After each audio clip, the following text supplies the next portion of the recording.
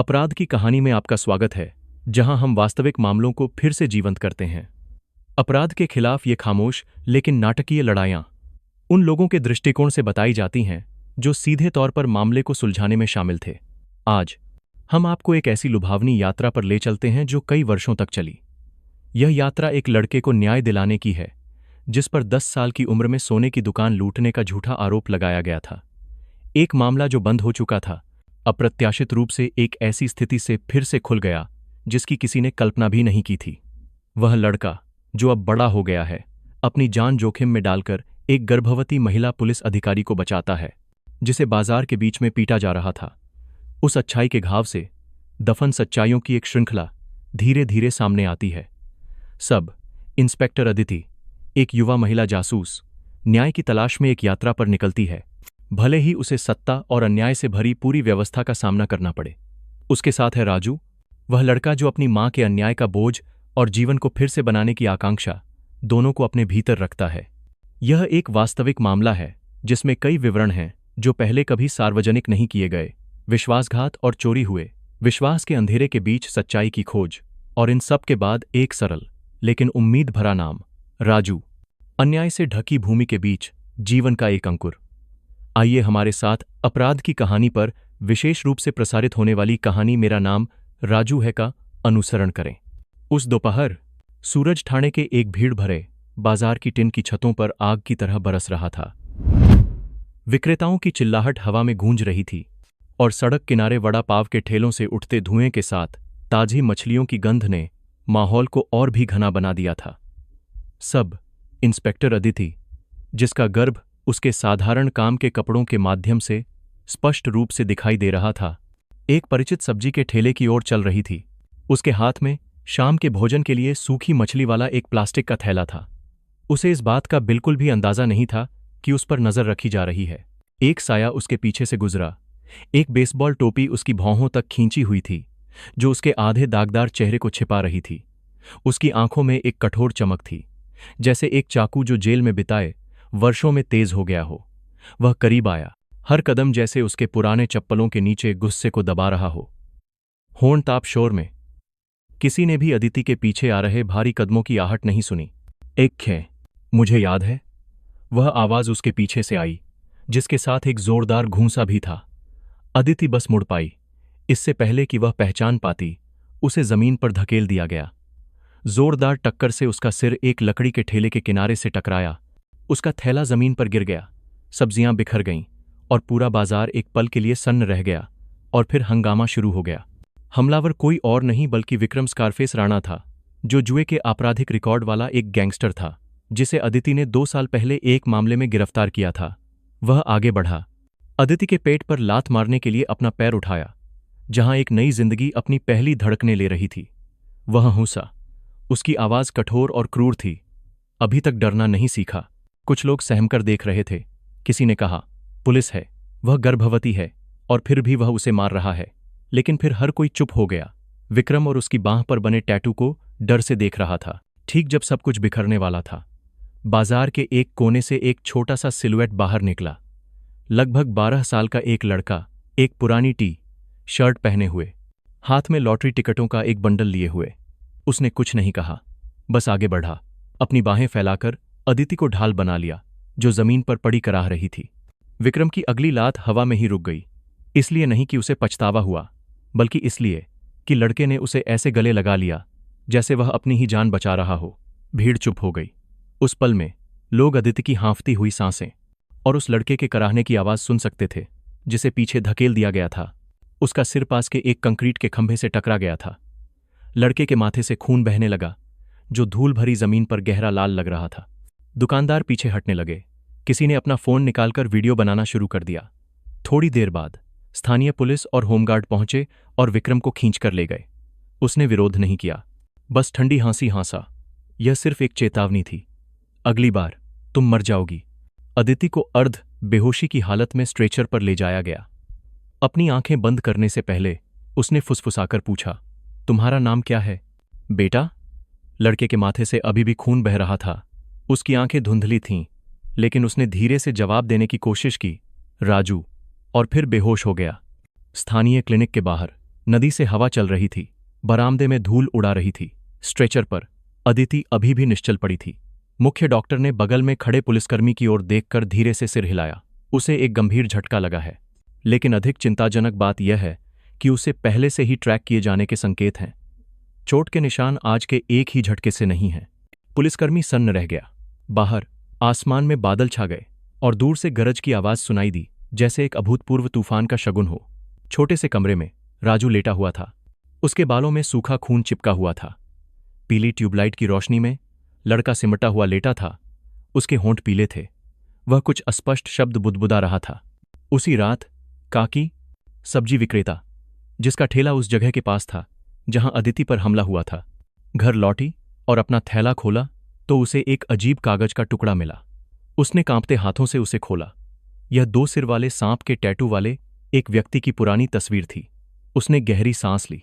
यह चेहरा उस पुराने लड़के संजय जैसा दिखता है। बाहर बारिश शुरू हो गई। मौसम की पहली बूंदें टिन की छत पर ऐसे बज रही थीं जैसे तूफान का संकेत हो। आज की घटना, हालांकि केवल एक शुरुआत थी, ने चुप्पी की प्रतीत होने वाली ठोस दीवार में एक दरार डाल दी थी, और उस दरार से सच्चाई एक एक बूंद करके रिसने लगेगी जब तक कि वह दीवार ढह न जाए। मौसम की पहली बारिश अभी थमी नहीं थी। पानी की बूंदें स्थानीय क्लिनिक की खिड़की के शीशे पर लुढ़क रही थीं, जो एक अधूरी पेंटिंग की तरह धुंधली थीं। अंदर छोटे से कमरे में पंखे की धीमी आवाज, कीटाणुनाशक की तीखी गंध और बाहर के जीवन की हलचल के साथ मिल रही थी। सब इंस्पेक्टर अदिति चुपचाप लेटी थी। उसका चेहरा पीला पड़ गया था।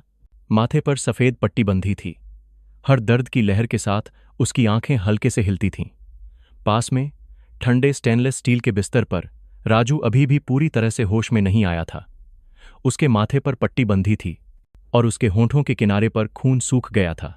डॉक्टर ने कहा कि उसे कोई गंभीर सिर की चोट नहीं है, लेकिन थकावट के कारण निर्जलीकरण और निम्न रक्त शर्करा के संकेतों के लिए उसे निगरानी की आवश्यकता है। अदिति ने उसकी ओर देखा। उसका दिल भारी हो गया। बाजार के बीच उस छोटे से पल में उस लड़के ने अपने दुबले पतले शरीर से उसे ढाल बना लिया था। जान पहचान के कारण नहीं, किसी के कहने पर नहीं, बस एक सहज प्रतिक्रिया, जैसे उस लड़के के अंदर कुछ अनकहा रह गया हो। कमरे का दरवाजा धीरे से खुला और एक बूढ़ा आदमी अंदर आया। उसके बाल सफेद थे। उसकी पीठ थोड़ी झुकी हुई थी। उसने मेज पर गर्म दलिया वाला एक प्लास्टिक का थैला रखा और चुपचाप राजू को देखने लगा। यह मेरा पोता है, मैडम, उसने अपनी खुरदरी आवाज में कहा। यह लड़का बचपन से मेरे साथ रहकर लॉटरी टिकट बेचता है। इसकी मां का देहांत हो गया है। अदिति ने धीरे से सिर हिलाया और उसे बिस्तर के पास की कुर्सी पर बैठने का इशारा किया। वह काका पाटिल थे, एक ऐसा नाम जो देहाती लगता था, लेकिन इस गांव में हर कोई उनका सम्मान करता था, क्योंकि वह शांति से रहते थे और किसी से दुश्मनी नहीं करते थे। उन्होंने कुर्सी खींची और बैठ गए। राजू को ऐसे देख रहे थे जैसे वह अपने ही खोए हुए, बहते हुए जीवन को देख रहे हों। क्या आप जानती हैं, उस पर 12 साल की उम्र में सोने की दुकान लूटने का आरोप लगाया गया था और उन्होंने उस पर एक आपराधिक मामला थोप दिया। वह झिझके, फिर जैसे अपने दिल की बात कह रहे हों, बोले, उसने यह नहीं किया। मुझे विश्वास है कि उसने यह नहीं किया। अदिति ने कुछ नहीं कहा, बस अपनी जेब से अपना टूटा हुआ फोन निकाला। उसने फोटो गैलरी खोली, जहां उसने पुरानी केस फाइलों की तस्वीरें सहेज रखी थीं। उनमें से एक फाइल में स्पष्ट रूप से लिखा था, राजू पाटिल, जन्म 2011, आरोप संगठित डकैती, सजा 1 साल के लिए गैर हिरासत में सुधार। जिस चीज ने अदिति को संशय में डाला वह उसका नाम नहीं था, बल्कि फिंगरप्रिंट विश्लेषण रिपोर्ट पर लिखावट थी। भले ही इसे स्कैन किया गया था, फिर भी वह कांपती हुई लिखावट को पहचान सकती थी, जो अन्य फाइलों में साफ सुथरे हस्ताक्षरों से बिल्कुल अलग थी, और जन्मस्थान लिखने वाले फॉन्ट में हाथ से किए गए सुधार के संकेत थे। उस समय कोई गवाह के रूप में क्यों नहीं खड़ा हुआ? अदिति ने पूछा। काका पाटिल धीरे से हंसे, एक कड़वी मुस्कान। उसकी नानी अनपढ़ थी। मैं उस समय स्ट्रोक के बाद अस्पताल में था। उसकी मां शिकायत करने गई।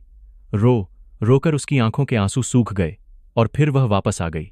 उसने कुछ और नहीं कहा। 3 महीने बाद उसकी मृत्यु हो गई। उस रात वह रोया नहीं, बस अपनी मां की तस्वीर पकड़े आंगन में बैठा रहा। अदिति को लगा जैसे उसके गले में कुछ फंस गया हो। उसने कई मामलों को संभाला था, कुछ बड़े और अधिक खतरनाक भी, लेकिन बहुत कम बार उसने न्याय और अन्याय के बीच की रेखा को इतना नाजुक महसूस किया था। गलियारे में एक तेज हवा ने खिड़की का पर्दा उड़ा दिया।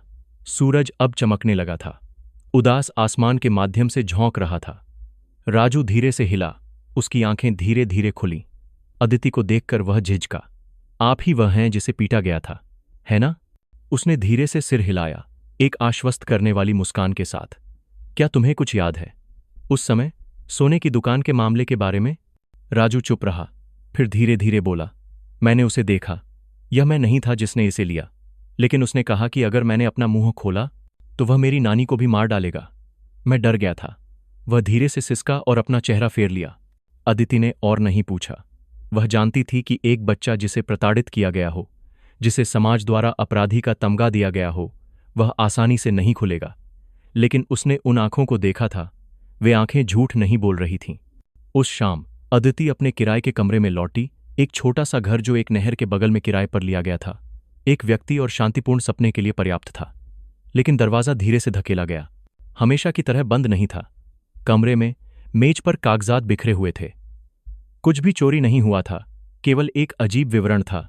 बिस्तर पर बड़े करीने से एक पुराना अखबार रखा हुआ था। मुखपृष्ठ पर 5 साल पहले सोना ज्वेलर्स में सफल मामले को सुलझाने के बारे में एक लेख था। तस्वीर में जांच दल के अलावा एक व्यक्ति था जो बेसबॉल टोपी पहने हुए था। उसका चेहरा मुड़ा हुआ था, लेकिन अदिति ने उन आंखों को बहुत स्पष्ट रूप से याद किया। वे वर्तमान स्थानीय पुलिस प्रमुख इंस्पेक्टर राकेश सिंह की थीं। अगली सुबह वह मुख्यालय में इंस्पेक्टर सिंह से मिलने गई। मैं उस साल के सोने की दुकान डकैती मामले की फाइल की एक प्रति का अनुरोध करना चाहती हूं, उसने कहा। इंस्पेक्टर सिंह ने अपनी चाय की चुस्की ली, अपनी उंगलियों को चमकदार लकड़ी की मेज पर थपथपाया। वह फाइल बंद हो गई है। तुम उसे फिर से क्यों खोद रही हो? किसी को भी बिना आदेश के स्वतंत्र रूप से जांच करने की अनुमति नहीं है। तुम्हें याद रखना चाहिए कि तुम एक पुलिस अधिकारी हो, पत्रकार नहीं। उसकी आवाज एक कुएं के पानी की तरह ठंडी थी। वह पीछे हट गई, लेकिन काका पाटिल के शब्द उसके दिमाग में गूंज रहे थे। उस समय तिवारी नाम का एक जांच अधिकारी अक्सर यहां आता था। उस घटना के बाद वह एक घर में आग लगने की घटना में गायब हो गया। जब वह अपनी पुरानी इकाई में वापस आई तो उसने विभाग के डेटाबेस की जांच की। राजू की फाइल पर फिंगरप्रिंट विश्लेषण पर हस्ताक्षर करने वाला व्यक्ति T.Q.L था, लेकिन इस नाम का अधिकारी फाइल बनने से 3 साल पहले ही सेवानिवृत्त हो चुका था। तो किसने उसकी जगह हस्ताक्षर किए? वह छोटे से कमरे में चुपचाप बैठी थी। शाम की रोशनी पुरानी दीवारों को लाल रंग में रंग रही थी। एक टुकड़ा शुरू से ही गलत था, लेकिन किसने जानबूझकर उसे सही जगह पर रखा था? सोने के लिए बत्ती बंद करने से पहले उसने अपनी जेब से राजू की मां की तस्वीर निकाली, वही पुरानी तस्वीर जिसे लड़का अभी भी रखता था। उस महिला के बगल में वर्दी में एक आदमी था। उसका चेहरा थोड़ा मुड़ा हुआ था, लेकिन वे आंखें इंस्पेक्टर सिंह की मेज पर दिखाई दी थीं। रात का आसमान चुप था। जमीन के नीचे ऐसी सच्चाइयां थीं जो अभी भी ऊपर नहीं आना चाहती थीं, लेकिन अगर कोई पर्याप्त धैर्य से खोदे तो वह मिट्टी की परत हमेशा के लिए उन्हें ढक नहीं पाएगी। उस सुबह सूरज काका पाटिल के तंग किराए के कमरे में पतले पर्दे से होकर चमक रहा था। घर के पीछे की नहर से हल्की हवा चल रही थी, जिसमें गीली मिट्टी और सड़ते पत्तों की गंध आ रही थी। उस गरीब भूमि की गंध जहां लोग धैर्य और छोटी छोटी आशाओं पर जीते थे। अदिति राजू के बिस्तर के बगल में एक छोटी सी नीली प्लास्टिक की स्टूल पर बैठी थी। लड़का अभी भी कमजोर था, लेकिन उसकी आंखों में चमक आने लगी थी। फिर भी वह कम बोलता था, बस अपने हाथों को देखता था जहां वह अपनी मां की तस्वीर को कसकर पकड़े हुए था। काका पाटिल बिस्तर के नीचे कुछ पुराने कपड़े धोने के लिए खोज रहे थे कि वे रुक गए। एक छोटा लकड़ी का बक्सा जो ध्यान से एक नायलॉन बैग में लपेटा हुआ था, नूडल के बक्सों और चावल की बोरियों के बीच में रखा हुआ दिखाई दिया। उन्होंने उसे बाहर निकालकर मेज पर रख दिया। यह उसकी मां ने छोड़ा था, उन्होंने संदेहपूर्ण आवाज में कहा। मैंने इसे खोलने की हिम्मत नहीं की, डर था कि सच्चाई जानने से और दुख होगा। अदिति ने धीरे से बक्सा खोला। अंदर एक पीला पड़ चुका लिफाफा था, जिसके बगल में एक पुरानी तस्वीर थी, जिसमें एक महिला सूती साड़ी पहने अपनी गोद में एक छोटे बच्चे को लिए हुए थी। उसके पीछे पुलिस की वर्दी में एक आदमी का साया था। उसका चेहरा मुड़ा हुआ था, लेकिन उसके कंधे पर रखा हाथ तस्वीर को एक सामान्य क्षण से कुछ और बना रहा था। अदिति ने ध्यान से पत्र खोला। लिखावट झुकी हुई और कांपती हुई थी, लेकिन हर पंक्ति में एक मां का दिल समाया हुआ था। अगर तुम यह पत्र पढ़ रहे हो तो इसका मतलब है कि मैं अब नहीं हूं। मैंने वह किया जो एक मां को करना चाहिए, तुम्हें हर कीमत पर सबसे बुरी चीजों से बचाना। मैं न्याय में विश्वास करती थी कि अगर मैं सच बोलूंगी तो लोग सुनेंगे। लेकिन जब मैं शिकायत करने गई तो वे बस हंसे। उनमें से एक ने कहा, लड़के को गलत तरीके से पाला गया है, उसे सबक सिखाना होगा ताकि वह डरना सीखे। उस घटना के पीछे का व्यक्ति अकेला नहीं था। संजय, एक प्रभावशाली व्यक्ति का बेटा, वही असली मुखबिर था।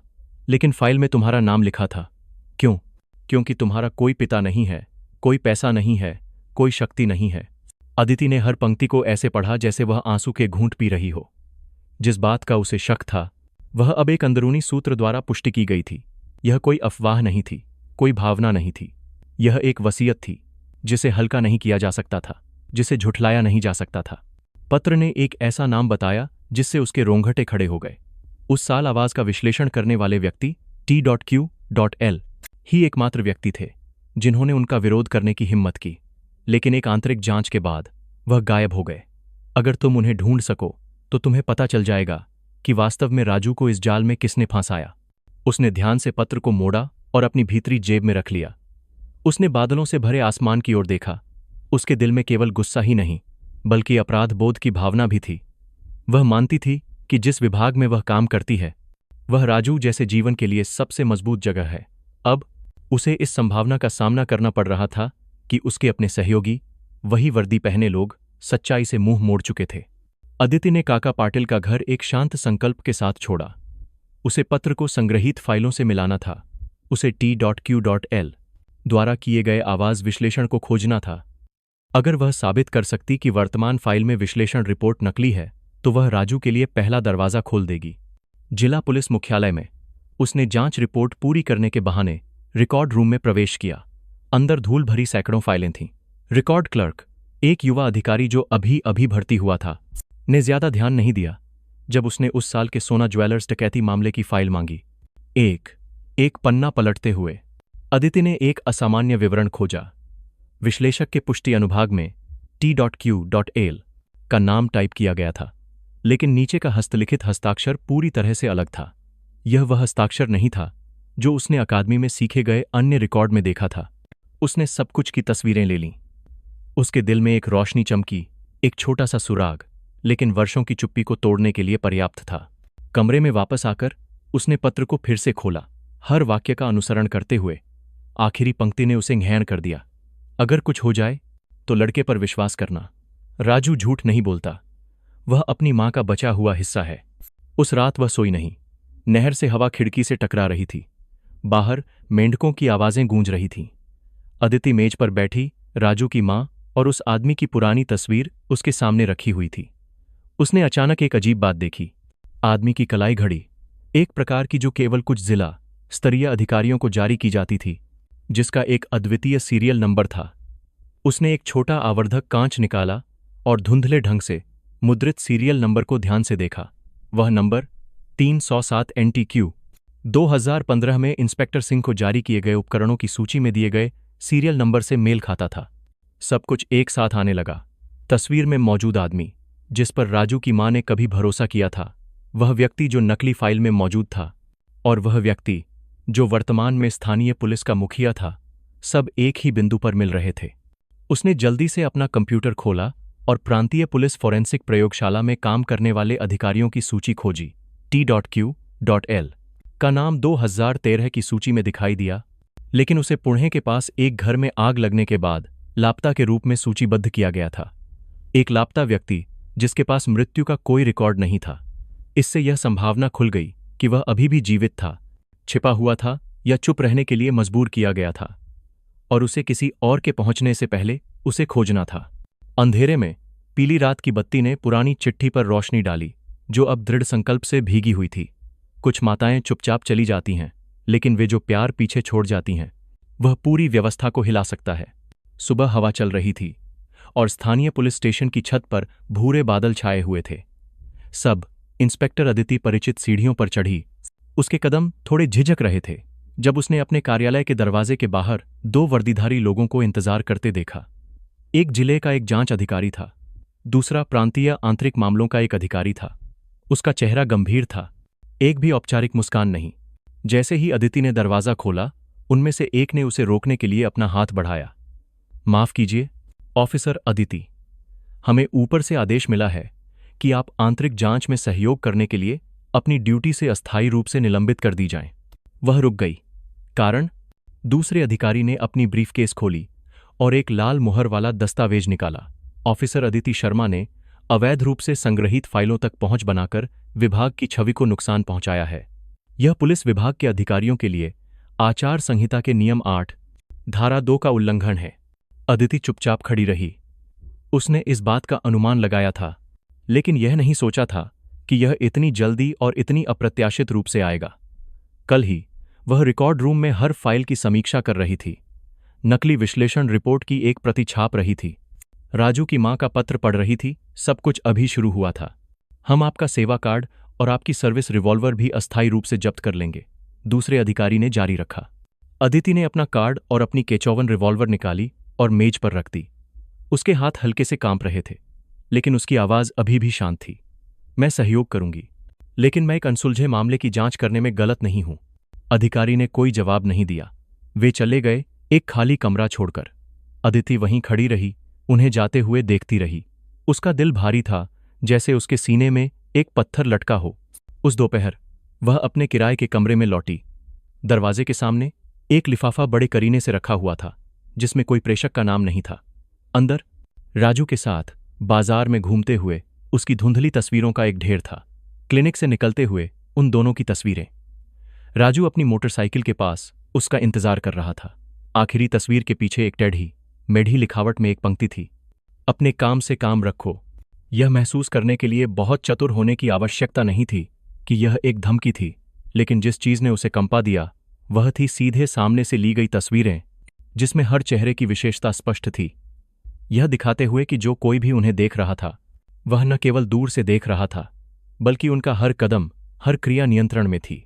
अदिति ने ध्यान से तस्वीरों को लिफाफे में वापस रखा, उन्हें एक दराज में बंद कर दिया और फिर राजू को फोन करने के लिए अपना फोन उठाया, लेकिन उसने जवाब नहीं दिया। वह अपनी मोटरसाइकिल पर काका पाटिल के घर गई। सड़ा हुआ लकड़ी का गेट अधखुला था। घर के अंदर धुएं की गंध आ रही थी। पीछे एक मुर्गी का कॉप जला हुआ था। अंगारे अभी भी सुलग रहे थे। काका पाटिल सफाई कर रहे थे। उनका चेहरा व्याकुल था। किसी ने रात में मुर्गी के कॉप में आग लगा दी। उन्होंने उसे देखे बिना कहा। उन्होंने एक नोट छोड़ा जिसमें लिखा था, जो जानते हो उसे चुप रखो। अदिति ने अपनी मुट्ठी भींच ली। घर के पीछे की नहर से हवा ठंडी बह रही थी, जिसमें आने वाले तूफान की नमी थी। राजू रसोई के कोने में सिमटा बैठा था। उसका चेहरा पीला पड़ गया था। वह रोया नहीं, लेकिन उसकी आंखों ने अदिति को सिसकियों से ज्यादा दर्द पहुंचाया। एक 12 साल का बच्चा जो डर में जीने का आदी हो गया था, वयस्कों को पिटते देखने का आदी हो गया था, जीवित रहने के लिए चुप रहने का आदी हो गया था। उस रात उसने अपने किराए के कमरे में वापस नहीं जाने का फैसला किया। वह काका के घर पर रुकी, बरामदे में एक पुराने झूले पर सो गई। रात की हवा में जले हुए अंगारों की गंध आ रही थी, जो झिंगुरों की आवाज के साथ मिली हुई थी, जिससे सोना मुश्किल हो रहा था। आधी रात को एक मोटरसाइकिल बहुत धीरे से गुजरी।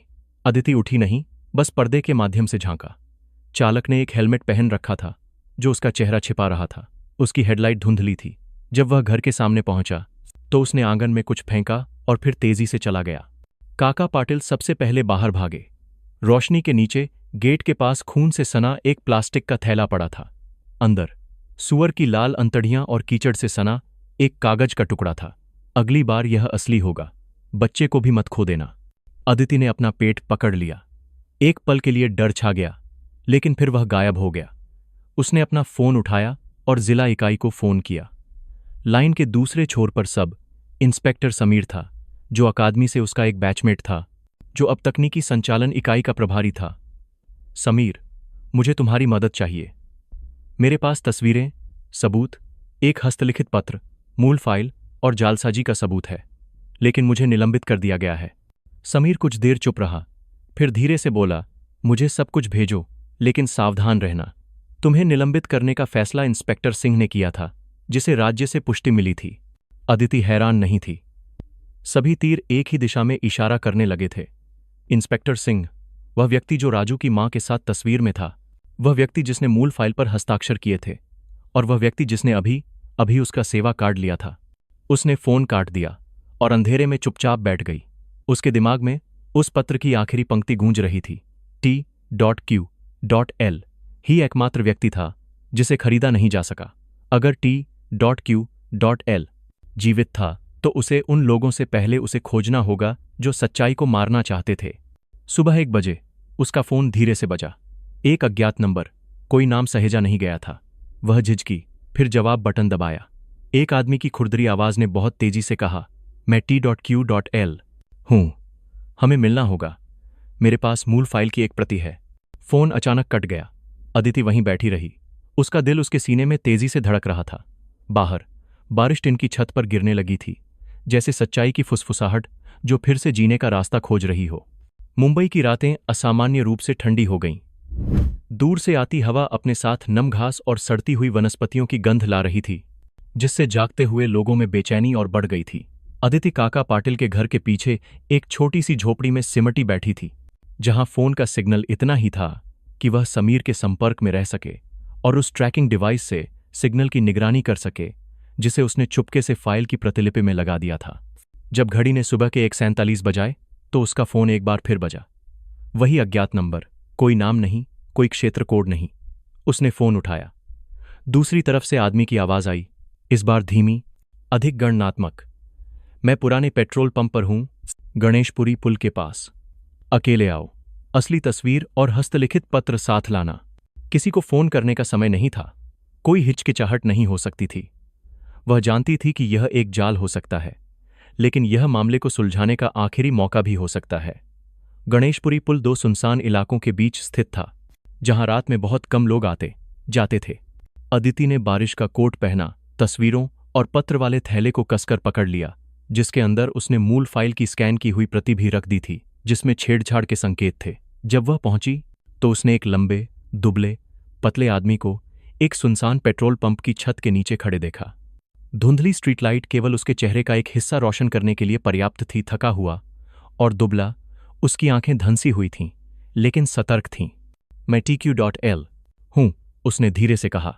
एक पूर्व प्रांतीय स्तर का फोरेंसिक विश्लेषक, एक झूठी फाइल पर हस्ताक्षर करने से इनकार करने पर सेवानिवृत्त होने के लिए मजबूर किया गया। अदिति ने उसे नहीं टोका, बस उसे दस्तावेजों का थैला दे दिया। उसने उसे पलटा।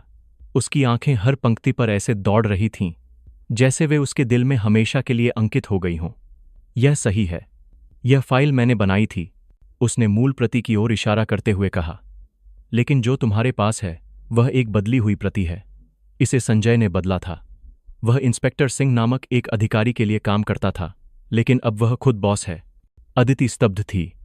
आपका मतलब है संजय सिर्फ एक गैंगस्टर नहीं है? नहीं, उसने जवाब दिया। वह प्रवर्तक है और निर्देशक इंस्पेक्टर सिंह है।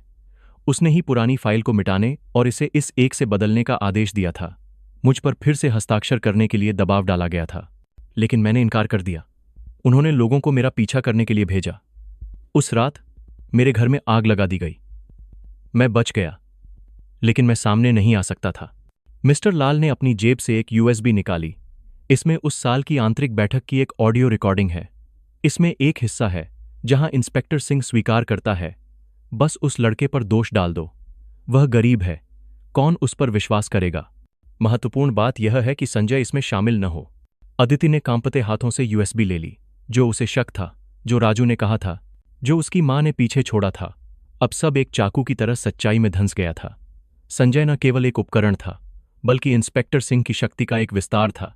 वह व्यक्ति जो स्थानीय पुलिस प्रमुख की कुर्सी पर बैठा था, वह व्यक्ति जो निलंबन का आदेश दे सकता था, निशान मिटा सकता था और यदि आवश्यक हो तो पूरे विभाग का गला घोंट सकता था। वापस जाते समय उसने रिकॉर्डिंग फिर से चलाई। इंस्पेक्टर सिंह की आवाज छोटे स्पीकर के माध्यम से स्पष्ट रूप से आ रही थी। अगर तुम लोग उस राजू को मुंह खोलने दोगे तो हम सब डूब जाएंगे। उसकी मां चुप हो गई है, बस वह बचा है। अदिति की पीठ पर पसीना आ गया। उसने अपनी मोटरसाइकिल सड़क के बीच में रोक दी, हैंडल को कसकर पकड़ लिया। एक व्यक्ति जिस पर कभी लोगों ने भरोसा किया था, वह इतना भ्रष्ट कैसे हो सकता है? और कितने मामलों को तोड़ मरोड़ कर पेश किया गया, सिर्फ एक कुर्सी के लिए छिपाया गया। घर पहुंचते ही उसने समीर को फोन किया। मेरे पास T.Q.L की रिकॉर्डिंग है। इसमें इंस्पेक्टर सिंह का नाम है और फाइल को मिटाने का आदेश भी। समीर कुछ देर चुप रहा। मैं फाइल तैयार करूंगा, लेकिन इसे अदालत में स्वीकार्य बनाने के लिए हमें एक सीधा कबूलनामा या एक जीवित गवाह की आवश्यकता होगी, और इसे सार्वजनिक होना चाहिए। अदिति यह अच्छी तरह से जानती थी। वह सो रहे राजू की ओर मुड़ी। जो अभी भी अपनी मां की तस्वीर पकड़े हुए था। संजय को खुद को बेनकाब करने, यह कहने के लिए कि उसने क्या किया था, केवल एक ही तरीका था, उसे नशे में धुत करना होगा। केवल जब वह नशे में होगा तभी वह बात करेगा, उसने खुद से फुसफुसाया। और इस बार हम इसे रिकॉर्ड करेंगे। अगले ही दिन अदिति और समीर ने एक योजना बनाई। राजू एक जूते चमकाने वाले लड़के का नाटक करेगा, उस जगह पर दिखाई देगा जहां संजय अक्सर जाता था। एक छोटा रिकॉर्डिंग डिवाइस उसकी चप्पल के पट्टे में लगाया गया था। समीर दूर से निगरानी करेगा। अदिति सामने नहीं आएगी, वह अभी भी निलंबित थी। उस शाम संजय स्वर्ग नामक एक कराओके बार में दिखाई दिया, जिसे पड़ोसी जिलों के गैंगस्टरों के लिए एक गुप्त अड्डा माना जाता था। राजू पुराने कपड़ों और फटे पुराटे लॉटरी टिकटों के एक बंडल के साथ पिछले दरवाजे से चुपचाप अंदर चला गया। अदिति दूर से देख रही थी, हाथ में वॉकी टॉकी लिए। उसका दिल तेजी से धड़क रहा था। 1 घंटे बाद संजय की आवाज वॉकी टॉकी पर आई। क्या वे मुझे बेवकूफ समझते हैं? वह लड़का, मैंने ही उसे उस समय हस्ताक्षर करने के लिए मजबूर किया था। मुझे अभी भी उसकी मां का चेहरा याद है, बारिश की तरह रो रही थी। मैंने उसे धमकी दी और सब कुछ शांत कर दिया। बियर के ढक्कन खुलने की आवाज, हौंसी की गूंज। इंस्पेक्टर सिंह बहुत चतुर है, उसने कहा। तुम मुझे संभालो और मैं तुम्हें संभालूंगा। जब तक मैं चुप रहूं वह चुप रहेगा। वह तिवारी। उसका घर जल गया। रिकॉर्डिंग पूरी हो गई। ठीक उसी समय वॉकी टॉकी ने एक सिग्नल प्रसारित किया, राजू अभी निकलो। लड़का भागा। उसके पैरों में कंकड़ चुभ रहे थे, लेकिन वह रुका नहीं। संजय बस मुड़ा ही था कि राजू का साया गायब हो गया। अदिति ने उसे गली के कोने पर पकड़ लिया। राजू पसीने से लथपथ था, उसके हाथ कांप रहे थे, लेकिन उसने अभी भी रिकॉर्डिंग डिवाइस वाली चप्पल को कसकर पकड़ रखा था। छोटे से कमरे में अदिति और समीर ने रिकॉर्डिंग फिर से चलाई। संजय के हर शब्द, हर हंसी उस मुखौटे को भेद रही थी जिसे उसने इतने लंबे समय तक छिपा रखा था। और इस बार सच्चाई को दफन नहीं किया जा सकता था। जैसे जैसे नया साल नजदीक आ रहा था, मुंबई में मौसम ठंडा हो गया, लेकिन लोगों के दिलों में एक अनकही आग जल रही थी। सब इंस्पेक्टर अदिति एक छोटे से कमरे में बैठी थी, जिसके बगल में रिकॉर्डर था, जिसे समीर ने अभी अभी उसे लौटाया था, जिसमें पिछली रात के संजय के शब्द अभी भी ताज़ा थे, नशे में धुत होकर उसके द्वारा कहे गए। हर शब्द ने उस सच्चाई के दिल में सुइयों की तरह चुभन पैदा कर दी थी जो इतने सालों से दबी हुई थी। बरामदे में राजू एक बड़े आकार के कोट में सिमटा बैठा था। उसकी आंखें चुपचाप बह रही नहर की ओर देख रही थीं। उसने कुछ नहीं पूछा, बस अपनी मुट्ठियां भींच लीं, जैसे वह समझ गया हो कि उसने अभी भी कुछ ऐसा किया है जो एक 12 साल के बच्चे की ताकत से कहीं ज्यादा बड़ा है। समीर ने चुपचाप रिकॉर्डर को लैपटॉप से जोड़ा और उस हिस्से को चलाया जहां संजय ने राजू को कबूलनामे पर हस्ताक्षर करने के लिए मजबूर करने, उसकी मां को जान से मारने की धमकी देने और इंस्पेक्टर सिंह से निर्देश प्राप्त करने की बात स्वीकार की थी। आवाज में कोई व्यवधान नहीं था। संजय की आवाज स्पष्ट और निर्विवाद थी। अदिति चुपचाप बैठी रही, उसके चेहरे की हर मांसपेशी तन गई। इसे प्रांतीय लोक अभियोजक को भेज दो, उसने धीरे से कहा। हस्तलिखित पत्र, मूल तस्वीर और घड़ी के सीरियल नंबर की सूची के साथ जो तस्वीर से मेल खाती है। समीर ने सिर हिलाया। क्या तुम निश्चित हो? एक बार भेजने के बाद इसे वापस नहीं लिया जा सकता। निश्चित हूं। अदिति ने अपनी मुट्ठियां भींच लीं। अगर हम अब यह नहीं करेंगे तो हम कभी नहीं कर पाएंगे। 2 घंटे बाद फाइल को एन्क्रिप्ट किया गया और एक सुरक्षित आंतरिक चैनल के माध्यम से लोक अभियोजक के कार्यालय में भेजा गया, विशेष रूप से आंतरिक मामलों से जुड़े मामलों के प्रभारी अभियोजक को। उसी समय एक हार्ड कॉपी एक विश्वसनीय मध्यस्थ के माध्यम से मुंबई शहर में भेजी गई, जिस पर समीर को पूरा भरोसा था। उस रात अदिति सोई नहीं। वह तंग कमरे में इधर उधर घूमती रही, हर मिनट घड़ी देखती रही। सड़क पर हर मोटरसाइकिल की आवाज, हर कुत्ते के भौंकने की आवाज से उसका दिल सहम जाता था। सुबह 3 बजे एक अज्ञात नंबर से एक टेक्स्ट संदेश आया। अगर तुम जारी रही तो वह लड़का कल सुबह नहीं देखेगा। वह कांपी नहीं, अब और नहीं।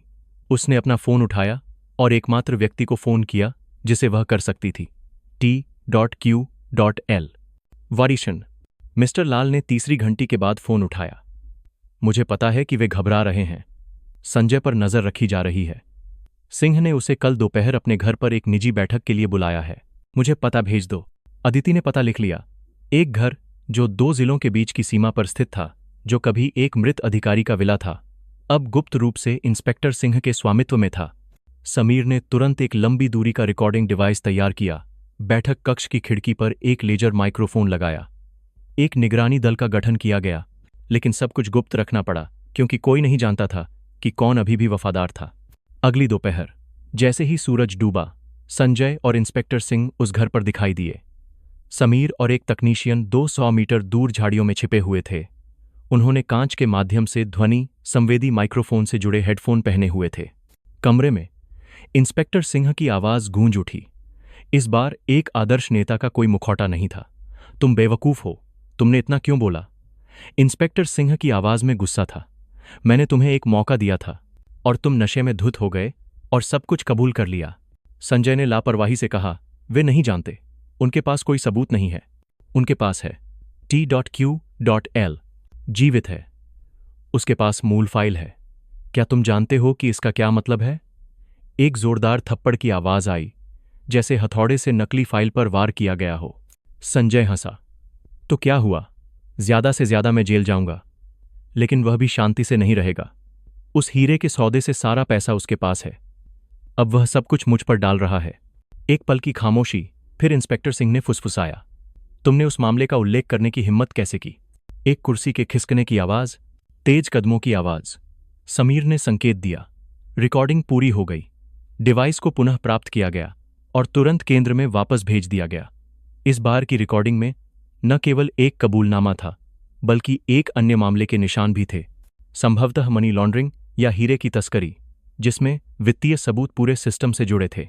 अगले दिन अदिति को आधिकारिक तौर पर अस्थायी रूप से बहाल कर दिया गया। प्रांतीय जांच एजेंसी के एक फैसले के अनुसार उसे अपना सेवा कार्ड वापस मिला। उसने उसे ऐसे पकड़ा जैसे वह उन दिनों से अपनी शपथ को पकड़ रही हो जब उसने पहली बार भर्ती हुई थी। किसी को भी इस वर्दी का दुरुपयोग गलत काम करने के लिए न करने देना।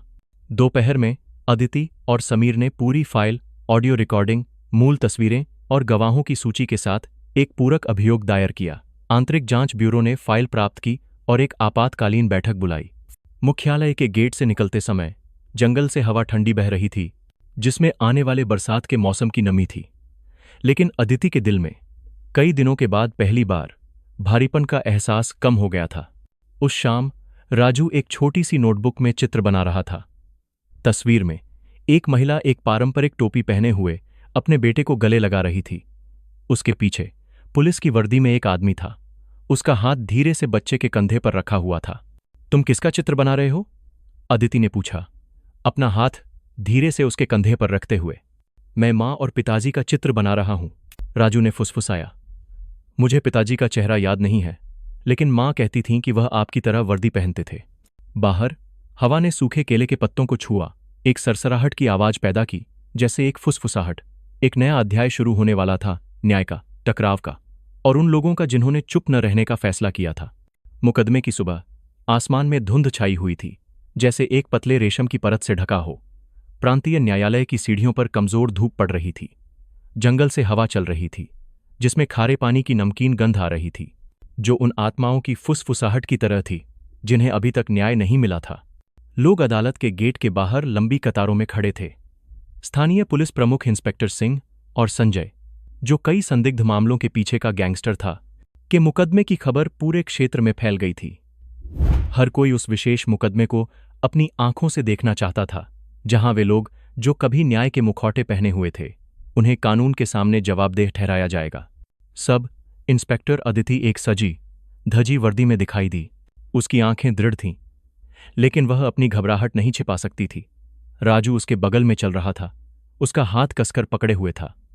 उसके हाथ में उसकी मां का वह पुराना मुड़ा हुआ पत्र था, अपराध के निशान का अनुसरण करने वाले दिनों की श्रृंखला शुरू करने वाला पहला सबूत। कोर्टरूम के अंदर 3 न्यायाधीश अपनी सीटों पर बैठ चुके थे। केंद्र में गवाह का कटघरा था, जहां कुछ ही क्षणों में सच्चाई सामने आ जाएगी, जिसमें छिपाने के लिए कोई जगह नहीं होगी। संजय को अंदर लाया गया। उसकी कलाई में हथकड़ी थी। उसका चेहरा उदास था, लेकिन उसकी आंखें अभी भी जिद्दी थीं। उसके पीछे इंस्पेक्टर सिंह सफेद कपड़ों में दिखाई दिए। अब वह स्थानीय प्रमुख नहीं थे, बल्कि एक अभियुक्त थे जिनकी आंखें धुंधली थीं और हाथ कांप रहे थे। अदिति विभाग के प्रतिनिधियों के लिए आरक्षित पंक्ति में बैठी थी। समीर तकनीकी पक्ष में बैठा था। जहां वह ऑडियो, दृश्य और हस्तलिखित साक्ष्य की प्रस्तुति का समन्वय करेगा। मुकदमा शुरू हुआ। पीठासीन न्यायाधीश ने पैनल का परिचय दिया, अभियोग की सामग्री को रेखांकित किया, जांच फाइलों में जालसाजी, एक नाबालिग को झूठा फंसाना, एक अपराधी को छिपाना, पद का दुरुपयोग और 2015 से 2018 तक हीरे के सौदों से मनी लॉन्ड्रिंग में संभावित संलिप्तता।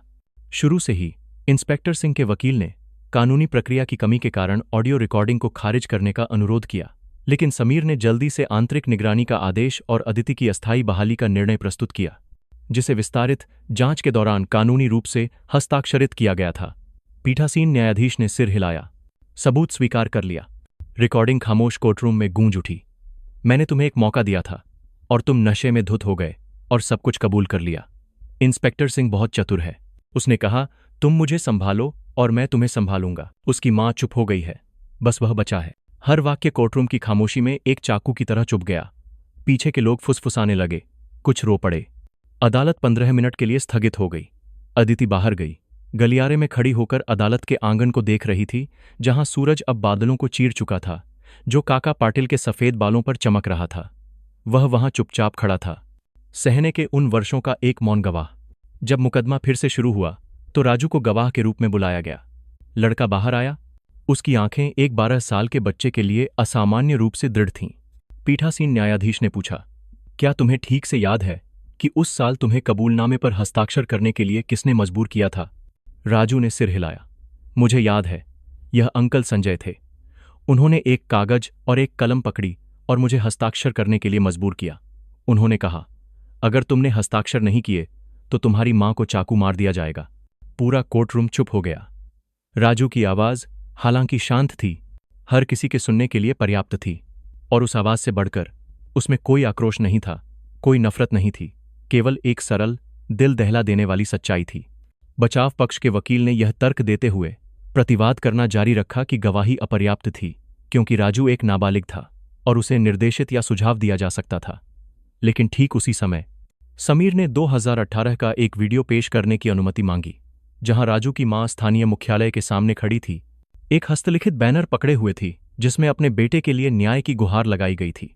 वीडियो में उसने कहा, मेरा बेटा निर्दोष है। मैं आपसे विनती करती हूं, मुझे उस व्यक्ति से मिलने दीजिए जिसने उस रिकॉर्ड पर हस्ताक्षर किए थे। मुझे पता है कि मिस्टर तिवारी अब नहीं है, लेकिन मैं हार नहीं मानूंगी। अदिति ने इंस्पेक्टर सिंह की ओर देखा, जो अब अपना सिर झुकाए हुए थे। उनके माथे पर पसीना आ गया था। संजय ने अपने होंठ भींच लिए।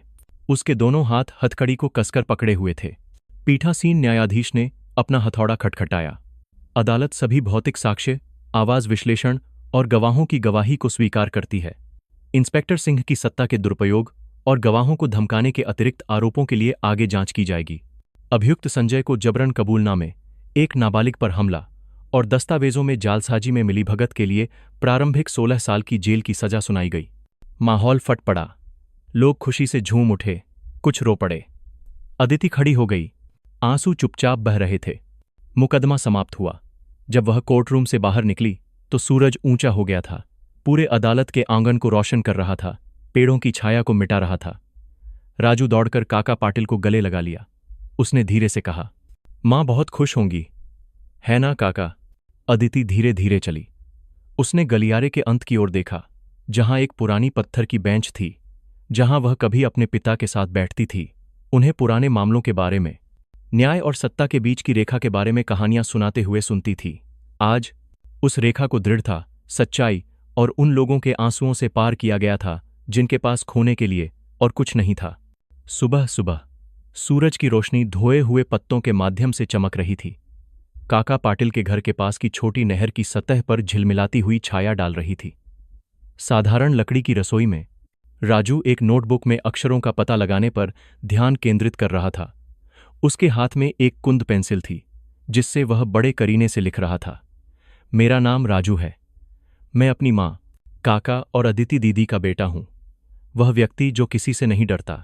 अदिति पीछे खड़ी थी। उसके हाथ अभी भी बर्तन धोने से गीले थे। चुपचाप उसकी नोटबुक में हर शब्द पढ़ रही थी। उसके दिल में एक गर्मजोशी का एहसास हुआ, जो दुख के साथ मिला हुआ था। वे अनुभवहीन लेकिन गर्व से भरे शब्द एक घोषणा की तरह थे, एक लड़के का अंतिम बयान, जिसे कभी अन्याय में दफन कर दिया गया था। काका पाटिल बगीचे से अंदर आए। उनके कंधों पर अभी भी सूखे भूसे का एक बंडल था। वह हंसे। वह अपनी जीवनी लिखना चाहता है। अदिति दीदी ने उससे कहा कि जब वह बड़ा हो जाएगा तो उसे लोगों को यह बताना होगा कि वह कौन है। अदिति ने अपने हाथ पोंछे और राजू के बगल में बैठ गई। धीरे से पूछ रही थी, तो तुम कौन हो? राजू ने ऊपर देखा। उसकी आंखें चमक रही थीं। मैं माया का बेटा हूं, वह व्यक्ति जिसे 10 साल की उम्र में कबूल करने के लिए मजबूर किया गया था, लेकिन बाद में बरी कर दिया गया, और मैं एक पुलिस अधिकारी बनूंगा। इस जवाब ने अदिति और काका पाटिल दोनों को चुप करा दिया। आश्चर्य के कारण नहीं, बल्कि उसके शब्दों में दृढ़ता और निश्चितता के कारण, जैसे एक पेड़ की जड़ जो तूफान के बावजूद जमीन में गहरी हो गई हो। मुकदमे के बाद से काका का छोटा सा घर राजू का घर बन गया था।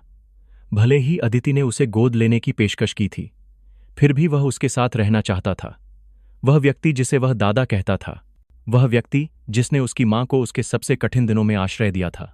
अदिति ने गांव में अपना काम जारी रखा, लेकिन सब कुछ बदल गया था। लोग उसे राजू की अदिति दीदी कहते थे। वह व्यक्ति जो अपने वचन पर कायम रहती थी, किसी से नहीं डरती थी और लोगों से अपने परिवार की तरह प्यार करती थी। लेकिन हर कोई इस परिणाम से खुश नहीं था। कुछ पुराने अधिकारियों का तबादला कर दिया गया, कुछ ने गुप्त रूप से विरोध करने के लिए गुट बनाने की कोशिश की, लेकिन अब हर फाइल की सावधानीपूर्वक जांच की जाती थी। हर फैसले का एक स्पष्ट रिकॉर्ड होता था। विभाग की प्रतिष्ठा उस मामले से उबरने लगी थी जिसे कभी दफन मान लिया गया था। उस दोपहर अदिति राजू को शहीद स्मारक पर ले गई। यहां उसकी मां माया को कानूनी मूल्यांकन बोर्ड के एक नए निष्कर्ष के कारण विशेष व्यवस्था के तहत दफनाया गया था। साधारण कब्र पर एक नई कब्र का पत्थर रखा गया था, जिस पर शब्द खुदे हुए थे, माया अदम्य मां। राजू ने कब्र पर जंगली फूलों का एक गुलदस्ता रखा, जो उसकी मां को सबसे ज्यादा पसंद थे। वह कुछ देर चुपचाप खड़ा रहा, फिर झुककर फुसफुसाया, मां, मेरा नाम राजू है। आपने यह नाम इसलिए रखा क्योंकि आप चाहती थीं कि मेरा जीवन अच्छा हो। चिंता मत करो मां, मैंने आपको निराश नहीं किया। जंगल से हवा सरसराहट के साथ बही, जैसे कोई जवाब दे रही हो। अदिति ने अपना हाथ राजू के कंधे पर रखा, उस लड़के के शांत लेकिन शक्तिशाली परिवर्तन को महसूस करते हुए। अब और कांपना नहीं, अब और अंधेरे कोने में दुबकना नहीं। उसके सामने एक ऐसा बच्चा था जिसे कभी अस्वीकार कर दिया गया था, जो अब एक प्रतिज्ञा की तरह अपना नाम लेकर सीधा खड़ा था। वापस जाते समय अदिति ने राजू से पूछा, तुम बड़े होकर क्या करना चाहते हो? उसने बिना सोचे समझे तुरंत जवाब दिया, मैं पुलिस अधिकारी बनने के लिए बहुत मेहनत से पढ़ाई करूंगा। मैं अपनी मां जैसे निर्दोष लोगों की मदद करना चाहता हूं। अदिति ने कुछ नहीं कहा, बस मुस्कुरा दी। उसके दिल में एक प्रकाश की किरण सबसे अंधेरे दिनों को चीरती हुई प्रतीत हुई। यह यात्रा न केवल एक बच्चे के लिए न्याय खोजने के बारे में थी, बल्कि लोगों और उस वर्दी के बीच विश्वास को फिर से जोड़ने के बारे में भी थी जिसे वह पहनती थी। उस रात राजू ने अपनी डायरी लिखना जारी रखा। नवीनतम पृष्ठ पर उसने सामान्य से अधिक गहरे अक्षरों में लिखा, मेरा नाम राजू है। मुझे एक बार झूठे कागज पर हस्ताक्षर करने के लिए मजबूर किया गया था। मेरी मां को पीट पीट कर मार डाला गया था, लेकिन अब बुरे लोग पकड़े गए हैं। अदिति दीदी कहती हैं, पुलिस अधिकारी बनने के लिए तुम्हें अकेले खड़ा होना सीखना होगा। मुझे लगता है कि मैं यह कर सकता हूं।